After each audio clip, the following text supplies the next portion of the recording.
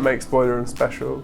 We don't think it's a specific sound, like we don't think London is what makes Boiler Room special, or Berlin, or anywhere. It's about the aesthetic.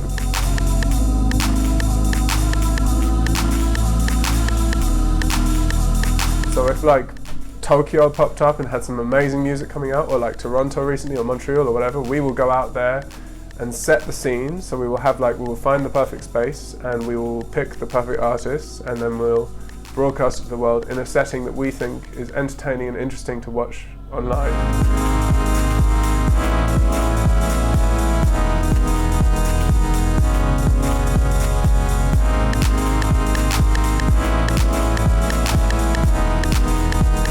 Started by Blaze calling me and asking me to do a mixtape for a magazine that he was running at the time called Platform.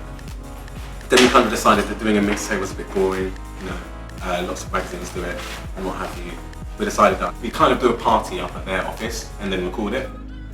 And then we spoke about Ustream and that first session that we did was called Office Jam.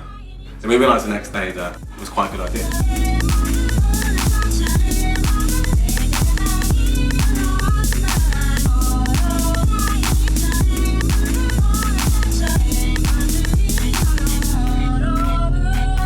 Quite a lot of DJs find it hard with their back to the crowd. It kind of reverses the whole ethos of DJing and looking at the crowd and getting crowd reaction.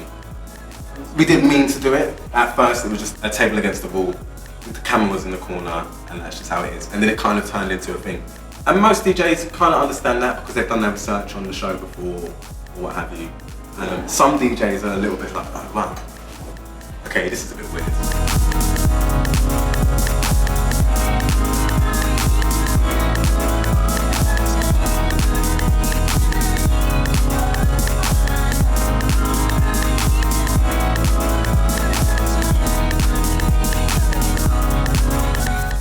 If you're logging onto the site, then long term we want it to be about discovering new music through seeing a music scene in its smallest and purest form, and which we think is the most interesting for people to watch.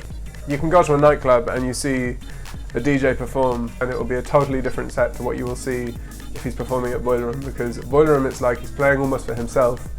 And there are people in the room, but it's like he's not facing them. He can't see what the people behind him are doing, so he's playing for himself.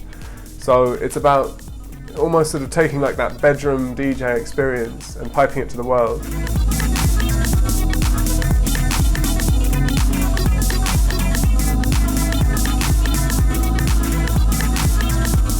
Also ich wohne selbst in Wedding und habe hier mal vor einem Jahr eine Party gemacht, war ich hier das erste Mal im Keller und kannte ich, also es war von Anfang an klar, das ist Boiler Room. Also da wusste ich noch nicht mal, dass Boiler Room Berlin existieren würde, aber ich dachte hypothetisch, wenn es stattfinden würde, würde es das hier stattfinden.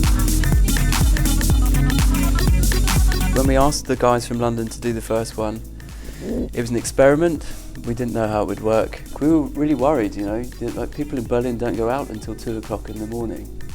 So, and they only go out at the week, or normally go out at the weekend. So to invite people down at 8 o'clock on a Wednesday and expect them to dance in front of a camera was kind of worrying.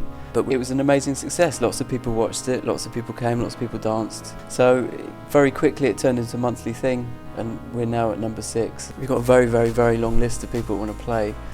And of course they were sceptical at the beginning and didn't quite understand it. A lot of agents ask for DJ fees and don't quite understand that this is a broadcast and not a party. So once people understood that in Berlin, it was very, very easy.